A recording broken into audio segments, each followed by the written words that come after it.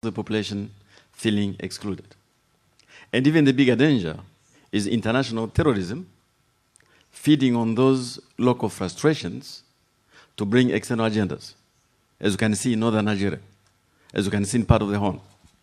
So we have to work on inclusion as an issue of sustainability. How? Now, there are many ways, there are many things we have to do, but you and I, right now, are talking about something I said at the WEF in Addis. If there is one thing, only one thing I had to do, only one thing, it would be get children of poor people in quality education. This is what cuts intergenerational transmission of poverty. But when children inherit the living conditions of their parents and their grandparents, then you have got a deep problem. But if you can figure a formula, maybe Lula's formula, or in Mexico, get children of poor people from slums into those quality education where the children of the elite go to, you are on a very good beginning. And children of both genders. Children of both genders. Yeah. We have started an initiative like that, which I think, just to share, called Train My Generation. You know, it was in Libreville in Gabon, where the CEMAC countries already committed to put $50 million on the fund, and now we're looking with the private sector to raise an additional $150 million just to support the poor, the children from the poor families to have access to education. Absolutely. And I think this should be extended. That's fantastic. Now, the second thing we have to address, this is quite important for me, especially being a banker, so you'll not be surprised. 60% of our funds go to fund infrastructure. In every single African country, there's an energy crisis. There's no way we can sustain 5-6% GDP growth unless we resolve energy issues. From South Africa to Tunisia to Morocco, every country has to step up to fund the infrastructure gap. Now, for a long time, we thought it could be funded through ODA or public means. I'm convinced now that that is coming to its limit. Thankfully, China in between, for the last 10 years, has stepped up. I know you'll be asking about China. I don't know what's wrong with China and African cooperation. For me, they have helped enormously in helping close the gap in energy, transport, rail, and so on. But I think that we need to figure out a new way of funding infrastructure. And that is the initiative I'm launching in the bank, to try basically to leverage the bit of ODA available to de-risk private capital into transformative projects on the continent, which would unlock the internal market of Africa. Now, we're quite advanced. We're raising equity. I'm hoping to raise equity of about $4 billion from African institutional investors, external institutional investors, some African central banks. We'll go out on the debt market, and we're already building a pipeline of interesting projects which I think can help transform, including some which the PM of Cote d'Ivoire just mentioned. So that would be the second most important thing. Third thing is a question you asked Mr. Lopez.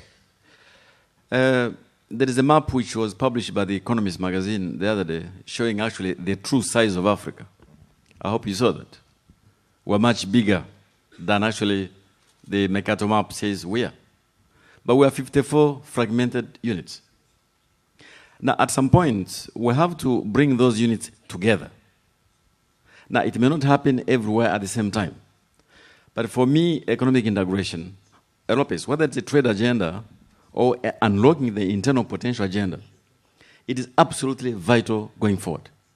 And I think that our leaders will have to step up from simply writing texts of integration to actually posing acts of integration, which I think has been lacking. Finally, and this is the subject of our discussion today, we should never confuse economic growth with economic transformation.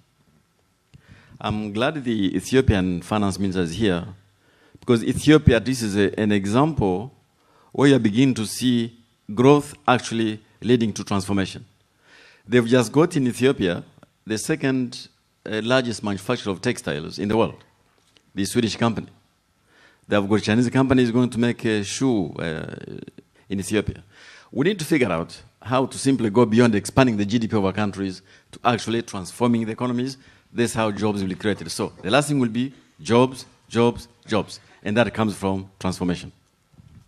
Carlos Lopez, you want to add something, please? Yes, it's exactly on that point, because I was getting anxious that we will get to the transformation aspect, and I'm glad President Kaberuk has just mentioned it, because if you see the demographic curve of Africa, the urbanization, the different elements that constitute the new reality of the youth in Africa, more educated than their previous generation, and certainly much more urbanized and connected.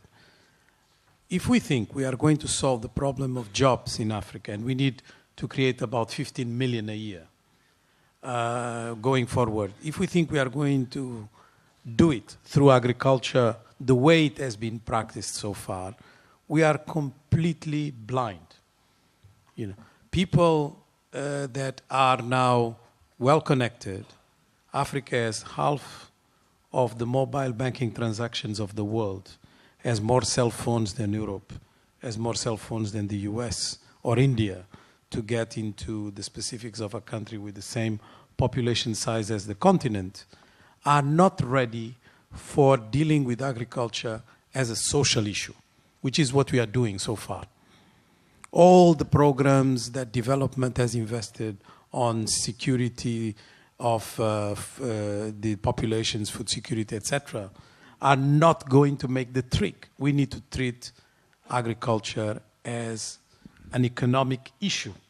And we need agribusiness, and we need to create modern jobs, and we need huge transformation. So when we talk about industrialization in Africa, which is really changing the composition of GDP, it will bring the real change that we need, creating jobs for the young people, etc. We should get agriculture as part of that equation. We need modern agriculture, mechanized. We need agribusiness investment. And this is already happening in a number of countries, with the largest reserves of arable land in the world, 60%, and with the lowest productivity where it is already used. We have enormous potential to feed the world, not just to feed Africa. And I think this is one of the elements that is part of creating jobs in the continent. If we don't do that, we are not really producing transformation. All the investments that we are seeing, and I was the first to mention that they are not going as much as we may think, mostly to natural resources transformation. They are actually going mostly to services. And they are going into areas that we don't really create jobs. And I think, or at least jobs enough. So we have to be very cognizant of the fact that we need structural transformation. And that structural transformation is about creating jobs, and it's about really creating the opportunities for industrialization. Africans have to stop being defensive about their natural resources use. In just 1 year, 2011, for which we have figures, the increase of taxation, just to mention what President Gouria is saying, in Africa, coming from natural resources was 40%. And the profits from the companies was 110%. Mispricing, problems of really illicit financial flows that go completely unnoticed. How can you justify that Starbucks spends 1.4 billion buying coffee and makes a profit of 13 billion? I mean, this is not possible. We'll have to stop it. How can we justify that Glencore and Extractor, that have just merged and have now capitalization that is twice the GDP of DRC, when DRC is 80% of their assets? Okay, so let's be very practical. What can we do? Well, we'll have to have a complete different take in terms of regulatory systems to deal with this situation. We are discussing Doha for 12 years. In the meantime, Africa doubled its GDP. We still are discussing the same issues. And why? Lack of leadership? Let's be very practical. Let's talk to the people who are watching. No interest on the part of our partners to discuss in a real way the trade issues that concern us, the development-related trade issues. I'll give you an example. You know, Zambia exports copper. You know, its #1 trading partner is Switzerland. There is not a kilogram of anything that goes from Zambia to Switzerland. So why is it Switzerland the #1 part? Because of intermediation, because of the way we are dealing with trade and refusing to see mispricing, illicit financial flows, are basically produced from the trade regimes that we have, and trade regimes that refuse to discuss development.